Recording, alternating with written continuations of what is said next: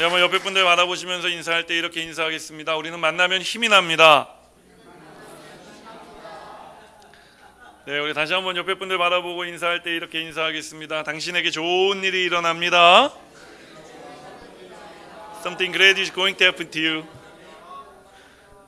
그리고 가슴에 손을 얹고 우리 함께 따라하겠습니다. 성령 충만할 때 나는 가장 행복합니다. I'm happiest when I'm fulfilled with the Holy Spirit. 우리가 성령 충만해야 될 줄 믿습니다. 오늘 이 예배를 통해 하나님께서 우리에게 성령의 충만함을 부어주시는 줄 믿습니다. 할렐루야.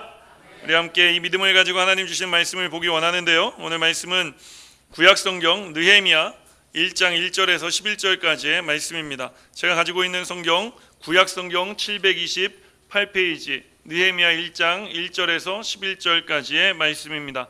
우리 함께 그 자리에서 일어나서 하나님 주시는 말씀 함께 선포하는데, 그 전에 주의 말씀 내 인생의 빛입니다. 먼저 선포하겠습니다.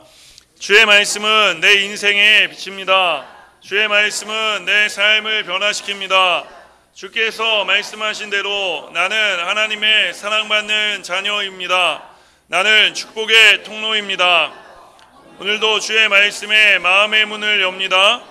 말씀하여 주옵소서. 듣고 깨닫고 말씀대로 살겠습니다. 아멘. 우리 하나님 주시는 말씀 한 목소리로 선포합니다. 하가랴의 아들 느헤미야의 말이라. 아닥사스다 왕 제20년 기슬르월에 내가 수산궁에 있는데 내 형제들 가운데 하나인 하나니가 두어 사람과 함께 유다에서 내게 이를 얻기로 내가 그 사로잡힘을 면하고 남아있는 유다와 예루살렘 사람들의 형편을 물은즉 그들이 내게 이르되 사로잡힘을 면하고 남아있는 자들이 그 지방 거기에서 큰 환난을 당하고 능욕을 받으며 예루살렘 성은 허물어지고 성문들은 불탔다 하는지라. 내가 이 말을 듣고 앉아서 울고 수일 동안 슬퍼하며 하늘의 하나님 앞에 금식하며 기도하여 이르되 하늘의 하나님 여호와 크고 두려우신 하나님이여, 주를 사랑하고 주의 계명을 지키는 자에게 언약을 지키시며 긍휼을 베푸시는 주여 간구하나이다. 이제 종이 주의 종들인 이스라엘 자손을 위하여 주야로 기도하오며 우리 이스라엘 자손이 주께 범죄한 죄들을 자복하오니 주는 귀를 기울이시며 눈을 여시사 종의 기도를 들으시옵소서. 나와 내 아버지의 집이 범죄하여 주를 향하여 크게 악을 행하여 주께서 주의 종 모세에게 명령하신 계명과 율례와 규례를 지키지 아니하였나이다. 옛적에 주께서 주의 종 모세에게 명령하여 이르시되 만일 너희가 범죄하면 내가 너희를 여러 나라 가운데에 흩을 것이요 만일 내게로 돌아와 내 계명을 지켜 행하면 쫓긴 자가 하늘 끝에 있을지라도 내가 거기에서부터 그들을 모아 내 이름을 두려고 택한 곳에 돌아오게 하리라 하신 말씀을 이제 청하건대 기억하옵소서. 이들은 주께서 일찍이 큰 권능과 강한 손으로 구속하신 주의 종들이요 주의 백성이니이다. 주여 구하오니 귀를 기울이사 종의 기도와 주의 이름을 경외하기를 기뻐하는 종들의 기도를 들으시고 오늘 종이 형통하여 이 사람들 앞에서 은혜를 입게 하옵소서 하였나니 그때 내가 왕의 술관원이 되었느니라. 아멘. 앉으면서 따라하겠습니다. 인생의 설계도 가지고 계십니까? 우리 한번 옆에 분들에게 이렇게 인사하겠습니다. 앉으셔서요. 우리 인생의 설계도 가지고 계십니까?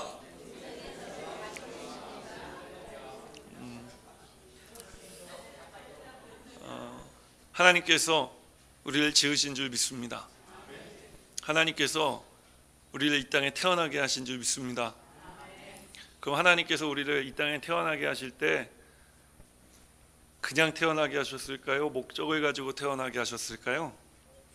목적을 가지고 태어나게 하신 줄 믿습니다. 그러니 저와 여러분이 다 목적이 있는 사람들입니다. 오늘 특별히 우리가 느헤미야를 통해서 이제 앞으로 한 12주 동안 하나님 말씀의 은혜를 나누기 원하는데, 이 느헤미야라는 사람이 바로 어떤 사람이었냐 하면은 비전의 사람이었다라고 많은 사람들이 이야기합니다. 우리가 사실 느헤미야에 대해서 잘 모르는 분들이 많이 계시는데 예수를 믿지 않는 사람들도 성공과 미래에 대해서 이야기할 때 느헤미야에 대한 이야기를 합니다. 영어로 얘기하면 느헤마야라죠. 이 느헤미야가 비전의 사람이었다라고 할 때 이 비전이라고 하는 말 여러분 많이 들어보셨잖아요. 비전, 드림 다 똑같은 말로 우리가 쓰는데 이 비전이라는 단어는 특별히 라틴어 비지오라고 하는 단어에서 온 말입니다. 이 비지오라고 하는 말은 보다라고 하는 의미를 가지고 있는데요. 보는 거예요. 그렇습니다. 비전은 보는 것과 관련이 있는 겁니다. 그러면은 보는데 무엇을 보느냐? 아직 내 앞에 일어나지 않은 일들을 보는 것입니다. 그러나 안타깝게도 우리에게는 그런 눈이 없지요. 그렇죠? 그런데 우리의 인생을 좀 전에 말씀드린 것처럼 설계한 분이 있고 우리의 인생을 목적을 가지고 이 땅에 태어나게 하신 분이 있다면 그분은 우리의 앞날을 알 수 있지 않겠습니까? 아니, 우리 하나님께서는 우리의 모든 인생을 알고 계시는 줄 믿습니다. 그래서 우리가 여러분 비전이다 라고 할 때는 우리가 보는 것이고, 보는 것인데 무엇을 보는 것이냐 하면은 하나님께서 내 인생 가운데 가지고 계신 계획을 아는 것입니다. 이것이 바로 집을 지을 때는 어떤 단어로 쓰여지느냐 하면 블루프린트, 설계도라고 우리에게 표현되어지는 거예요. 그래서 오늘 설교의 제목이 뭐냐 하면은 인생의 설계도를 가지고 계십니까? 다시 바꿔 이야기하면 하나님이 여러분 인생 가운데 가지고 계신 뜻을 알고 계십니까? 라는 제목으로 말씀의 은혜를 나누기 원하는 것입니다. 여러분, 우리가 이 설계도를 갖는 것이 굉장히 중요해요. 제가 어렸을 때 저희 아버지가 집을 재건축하신 적이 있어요. 벌써 한 30년 정도 전의 일인데, 그때에는 이 집을 지으시는 분들이 공부를 해서 집을 지은 게 아니라 경험으로 집을 지었단 말이죠. 그렇죠. 그러다 보니까 우리 아버지가 잘 아시는 동네 어떤 그 건축 일을 하시는 분에게 집 건축을 재건축을 맡기셨는데, 이분이 너무 열심히 일을 하신 거예요. 그래서 집을 짓고 났는데 우리 집의 벽 두께가 1.5m예요. 1.5m면 5ft 정도 되는 거예요. 여러분, 이런 집에 살아보셨습니까? 이거는 요새입니다. 얼마나 튼튼히 지어주시려고 지으셨는지, 얼마나 열심히 지어주셨는지 몰라요. 그런데 집을 짓고 한 2년 정도 지난 다음에 문제가 생기기 시작했어요. 벽에 균열이 가기 시작하는 것입니다.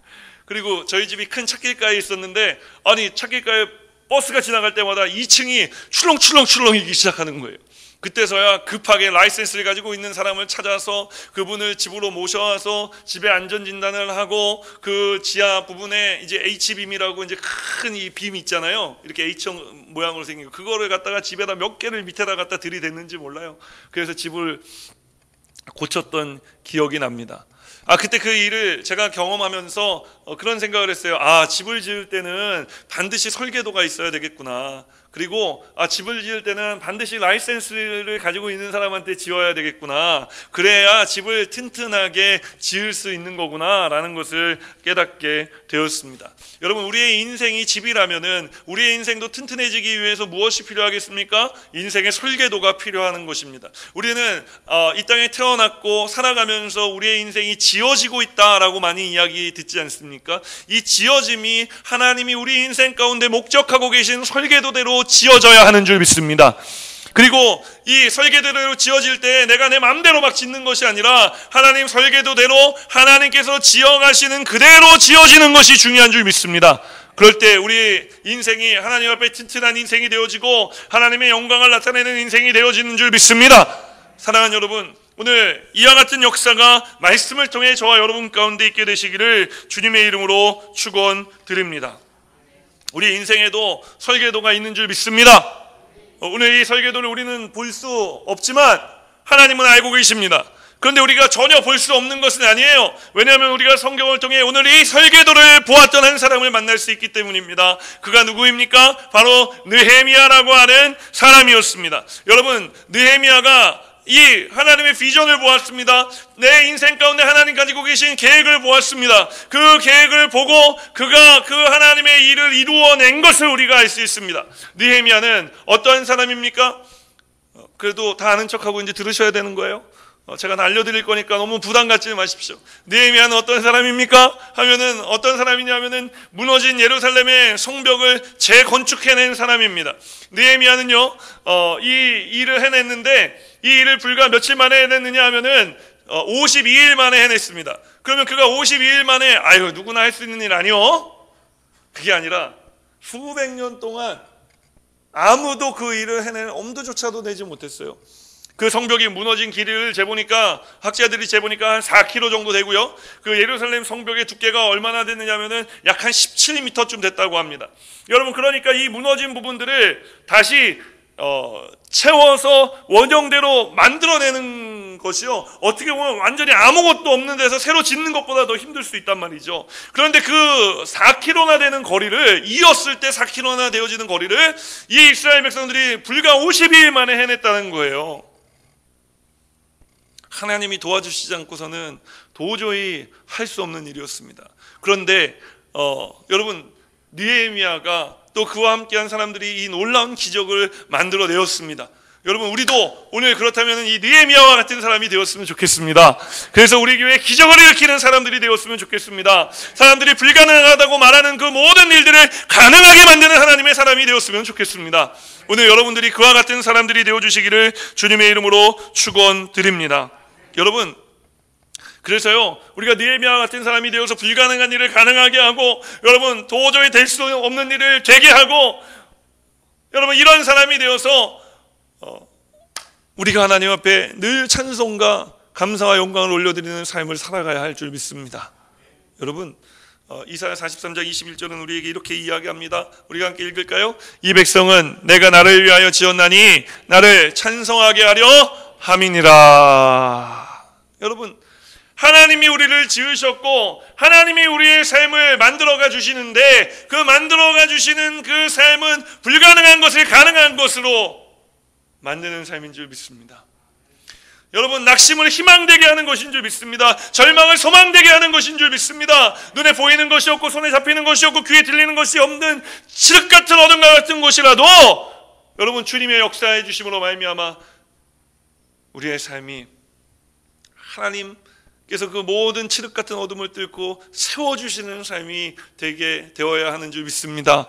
여러분 이 삶을 통해서 우리가 무엇을 해야 되는 것입니까? 하나님이 우리의 삶을 왜 이렇게 해주십니까? 하나님을 찬송하게 하기 위해서 그렇게 해주시는 것입니다.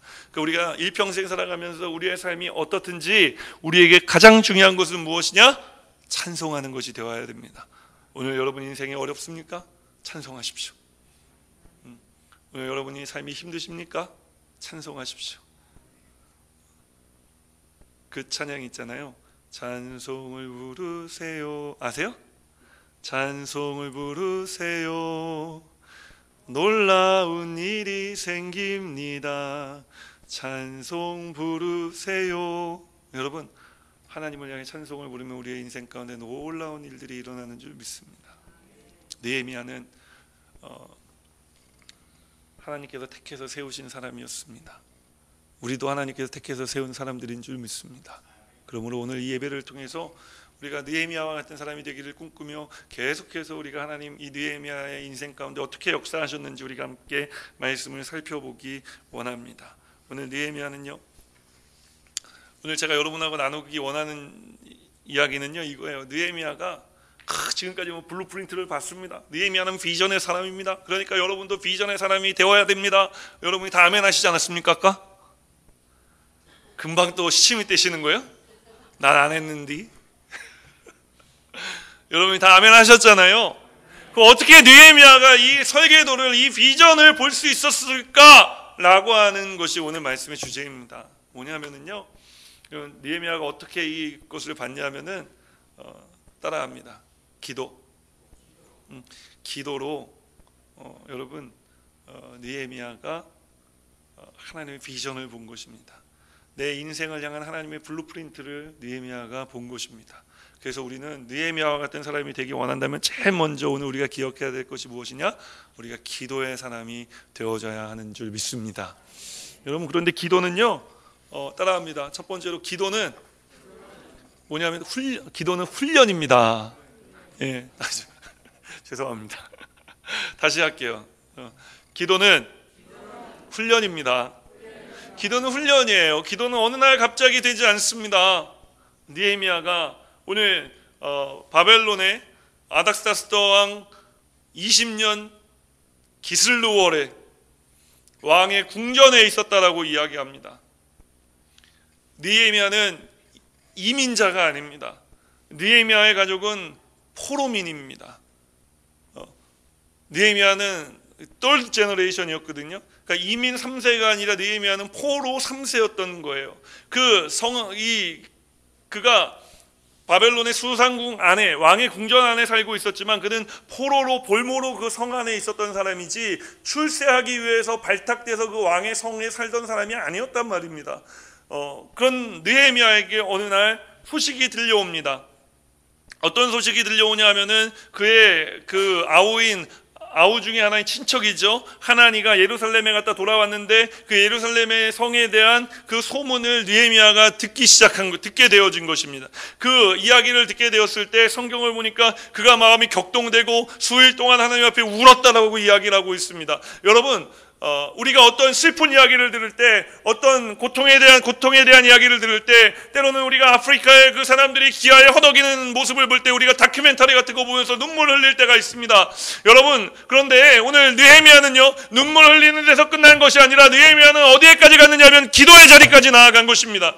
많은 사람들이 가슴 아픈 일을 보고 또 슬픈 일을 만날 때 가슴을 치면서 웁니다. 아이고, 어떻게 저 사람에게 저런 일이 일어날 수 있을까? 하나님, 어떻게 이 나라에 이와 같은 재앙이 나가올 수가 있습니까? 라고 이야기할 수는 있습니다. 그런데 여러분, 느헤미야는 오늘 그것을 뛰어넘어 어떻게 했다고 성경은 이야기하고 있습니까? 그가 그 상황을 뛰어넘어 기도의 자리에 들어갔다고 우리에게 이야기합니다. 그 상황이 기도해야 될 상황이라는 것을 알고 있었던 것입니다. 그럼 그가 어떻게 그런 상황이 기도해야 할 상황이라는 것을 알았을까요? 여러분, 느헤미야가 평소에 기도한 사람이었기 때문에 알 수 있었던 것입니다. 어느 날 갑자기 느헤미야가 조국의 그런 암담한 현실을 듣고, 우리 아까 성경에 읽지 않았습니까? 성벽은 다 무너져 내리고 성문은 불타 없어졌으며 그 안에 사는 사람들이 온갖 압제와 탄압을 받고 고난과 어려움을 겪고 있다라는 이야기를 들었을 때, 느헤미야가 오늘 성경을 보니까 그가 무려 4개월 동안 하나님 앞에 금식하며 울며 기도했다고 이야기합니다. 아니, 아무런 생각도 없다가 갑자기 어느 날 갑자기 이런 일이 어떻게 일어날 수가 있어, 기도해야지 하고 무려 4개월 동안 금식하면서 하나님 앞에 엎드려 하나님, 이 민족을 긍휼히 여겨주시옵소서 아버지 하나님, 이렇게 기도할 사람은 없단 말입니다. 느헤미야는 기도가 평소에 훈련된 사람이었습니다. 오늘 하나님이 여러분 인생 가운데 가지고 계신 계획을, 그 신실하신 계획을 보기 원하신다면 여러분 기도의 사람이 돼야 돼요. 그리고 평소의 기도를 훈련해야 됩니다. 그래서 하나님의 때에 우리가 집중해서 하나님께서 기도시키실 때 기도함으로 말미암아 하나님께서 내 인생에 역사하시는 그 역사하심에 여러분 동참할 수 있는 저와 여러분이 되어야 할 줄 믿습니다. 근데 꼭 이렇게 기도를 훈련합시다 그러면은, 목사님 이번 문제만 끝나고 기도할게요. 목사님 몸이 좀 건강해지면 기도할게요. 목사님 이런 다음에 저런 다음에 after then 그 다음에 제가 할게요. 제가 대학부 성가대 총무를 했는데 토요일날 연습을 하고 주일날 오후 예배를 이제 성가대를 쓰는 거예요. 제가 성가대 각별한 관심을 갖는 이유는 제가 성가대 출신이기 때문에 그런 겁니다. 아니, 그랬는데 토요일날 100명이 연습을 하는데 주일날 50명 쓰는 거예요. 50명이 없어져요. 그리고 보면은 교회를 안 나오는 게 아니라 다 저기 앉아 있어요. 예배석에. 제가 끝난 다음에 이놈의 새끼들 막 뭐라고 얘기를 하면은, 형 내가 어저께 성가대 연습 끝나고 나이트 갔다 와서 이런 불경건한 마음으로는 예배를 서면 안 되잖아. 선배님, 제가 어저께 연습 끝나고 집에 갔는데 몸이 컨디션이 너무 안 좋아갖고요, 하나님 앞에 좋은 컨디션으로 예배를 드려야 되는데 이런 컨디션으로 도저히 예배를 드릴 수가 없어요. 그래서 제가 밑에서 예배 드렸어요 라고 이야기를 하는 겁니다. 그래서 제가 뭐라고 얘기했는지 아십니까? 몸이 아프면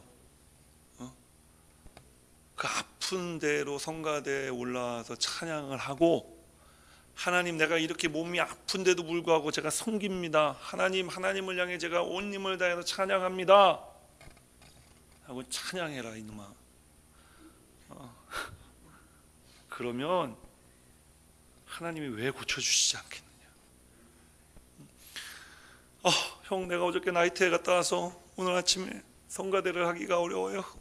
하나님이 기뻐하시지 않을 거야. 나를 회개하는 마음으로 성가대를 서서 회개하는 마음으로 찬양을 해라. 그럼 너를 용서하시는 하나님의 모습을 자리에 앉아있는 많은 사람들이 보게 될 거다. 저놈이 어저께 그걸 내가 아는데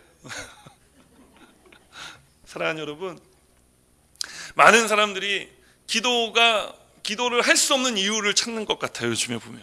근데 여러분, 제가 제일 신앙생활하면서 제일 좋아하는 말이 있는데 그게 뭐냐, 한 단어가 있는 그게 뭐냐면요, 한번 따라해 보시겠어요? 그럼에도 불구하고. 그럼에도 불구하고예요. 그럼에도 불구하고 우리가 찬양해야 되는 거예요. 그럼에도 불구하고 우리가 기도해야 되는 것입니다. 나 기도할 마음이 안 생겨. 그럼에도 불구하고 기도해야 되는 겁니다. 나 이거 도저히 찬양 못하겠어 오늘. 그럼에도 불구하고 찬양을 해야 되는 것입니다. 여러분, 오늘 기도는 훈련입니다. 훈련에는 exception, 예외가 없습니다. 훈련은 무조건 해야 되는 것입니다. 우리의 삶이 어떻든지 오늘 여러분 기도를 훈련하시기 바랍니다. 그래서 오늘 느헤미야와 같이 하나님께서 들어 사용하실 그 타이밍이 왔을 때 기도의 줄을 잡고 여러분이 하나님 앞에 깊은 기도 가운데로 들어가 하나님께서 내 인생을 통해 역사하시기 원하시는 그 역사가 무엇인지를 깨달아 알고 하나님께 쓰임받는 삶을 살아가는 저와 여러분들이 되시기를 주님의 이름으로 축원드립니다. 지금 우리 뒤에 수지자매가 무지 고생하고 있을 거예요. 왜냐면 제가 원고를 안 보고 지금 하고 있거든요.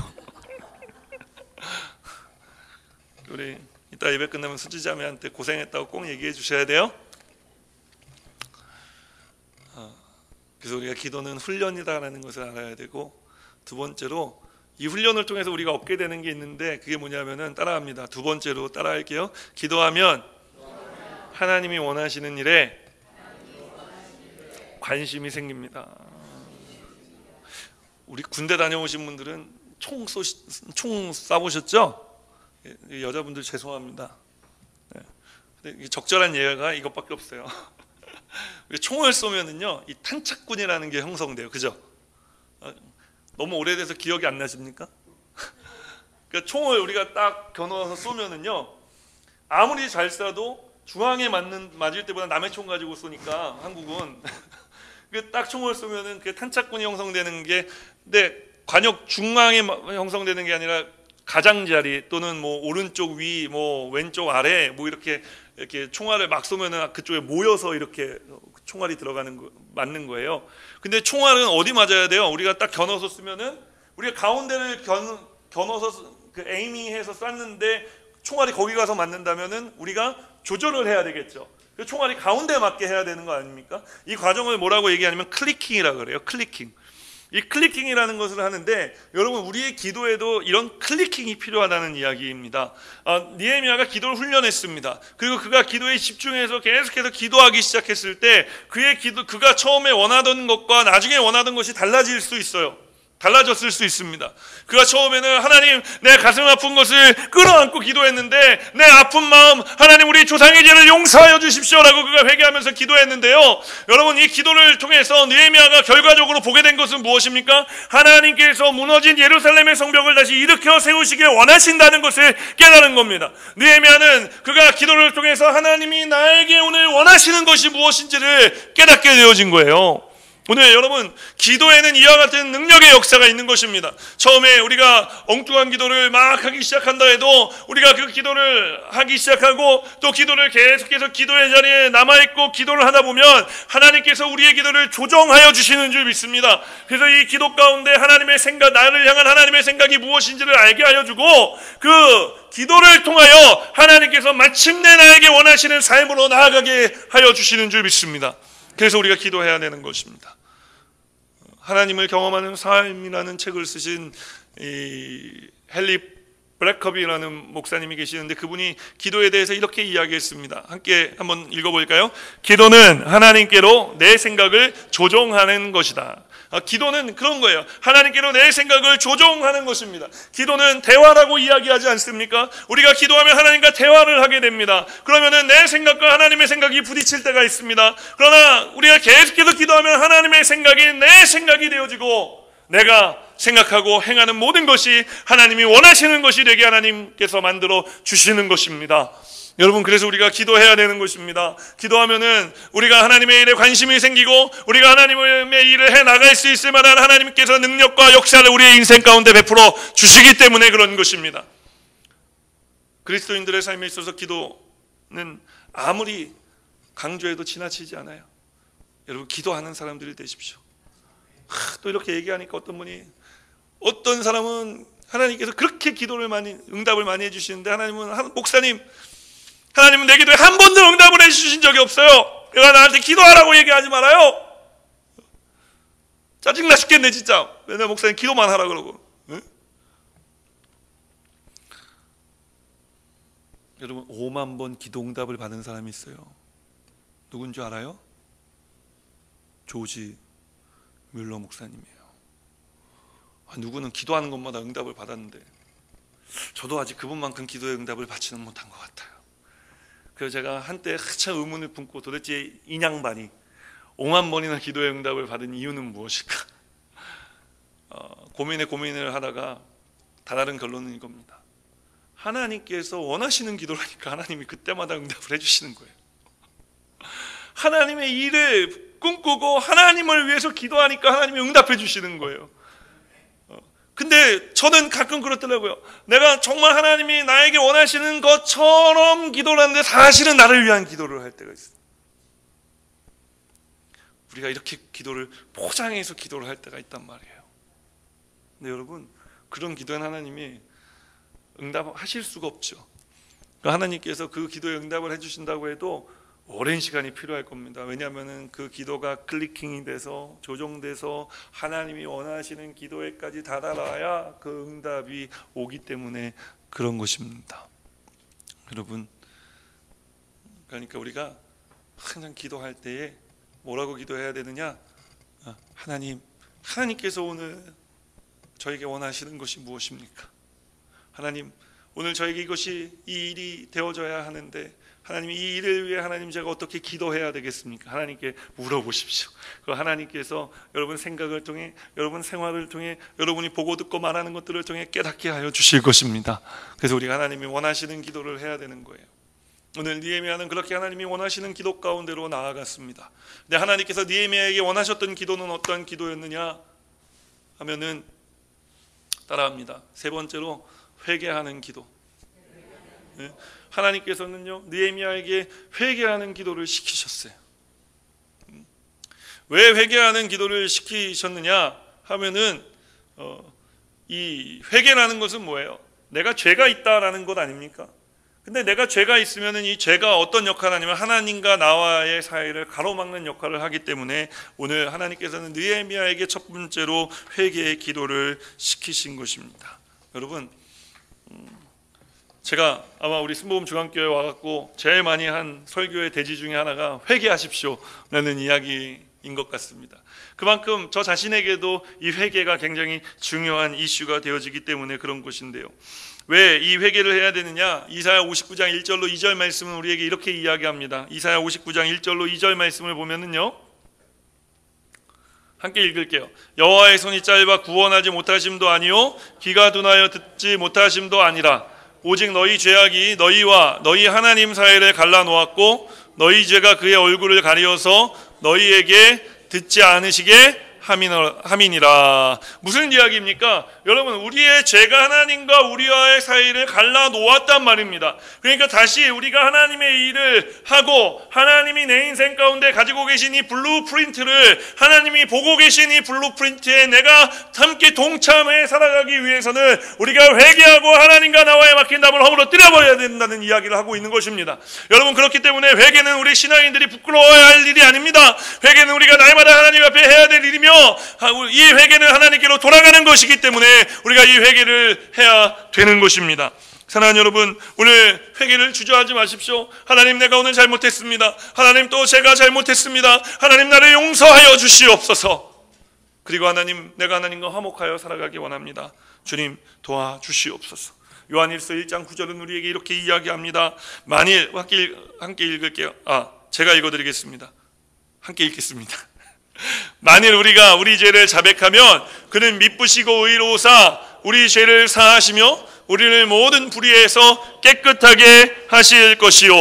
여러분, 우리가 우리의 죄를 회개하면 우리가 하나님 앞에 엎드리고 주님, 내가 죄인입니다, 내가 잘못했습니다 기도하면 하나님께서 우리의 죄를 사하여 주실 것이라고 이야기하고 있는 것입니다. 모든 불의에서 우리를 깨끗하게 하여 주실 것이라고 이야기하는 것입니다. 하나님과 화목되게 하여 주실 것이라고 말씀하고 있는 것입니다. 여러분, 우리가 하나님과 화목되어지면, 하나님과의 관계가 회복되어지면 우리의 이 세상의 모든 삶도 다 풀어지게 되어지는 줄 믿습니다. 맺힌 것들이 풀어지고 여러분, 상한 마음들이 온전케 되어지는 줄 믿습니다. 오늘 이와 같은 역사가 저와 여러분 가운데 있게 되시기를 주님의 이름으로 축원드립니다. 아니, 그럼 목사님, 회개는 어디까지 회개를 해야 되는 것입니까? 오늘 느헤미야를 보니까, 느헤미야 6장에서 1장 6절 8절 말씀을 보니까 여러분, 그는 조상의 죄까지 회개하고 있습니다. 아니, 그거는 목사님, 이 교회의 일은 그거는 저 사람이 잘못해서 이렇게 된 거지 내 잘못이 아니잖아요. 그렇지 않습니까? 제가 우리 유 목사님이 그래도 목사님이시니까 평신도를 대상으로 하고 유 목사님한테 제가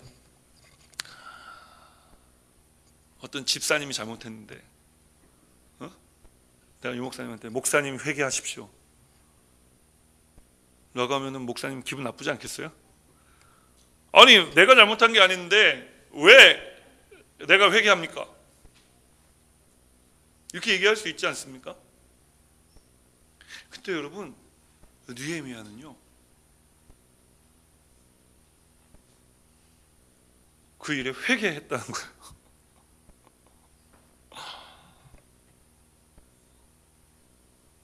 내가 저지른 죄만 회개한 게 아니라 내 할아버지들이, 내 아버지들이 하나님 앞에 범죄한 것까지도 회개하더란 말입니다. 여러분, 우리 교회가 하나님께서 이 시대를 위해 쓰시는 교회가 되기 원합니다. 우리 교회가 이 시대에 하나님의 꿈이 꽃피는 교회가 되었으면 좋겠습니다. 그러려면 우리가 어떻게 해야 되느냐? 우리가 회개해야 돼요. 하나님, 이건 내가 잘못한 게 아닙니다 라고 선을 끊는 게 아니라, 하나님, 이것도 내가 잘못한 것입니다. 하나님, 저것도 내가 잘못한 것입니다. 우리가 회개해야 되는 것입니다. 이렇게 회개하면은요, 여러분, 회개라는 게 우리가 나를 하나님 앞에 드러내고 내 죄를 나타내면 하나님이 용서해 주시는 거잖아요. 용서해 주시는 것은 뭐냐면 커버해 주는 거예요. 하나님이 우리의 죄를 들춰내지 않고 덮어 주시는 거거든요. 여러분, 그러니까 우리도 자꾸 주변에 어떤 문제를 들춰내는 게 아니라 우리가 그것을 덮어주는 사람이 돼야 돼요. 그게 회개하는 사람, 하나님의 일을 위해 쓰임받는 사람들이 해야 될 일인 줄 믿습니다.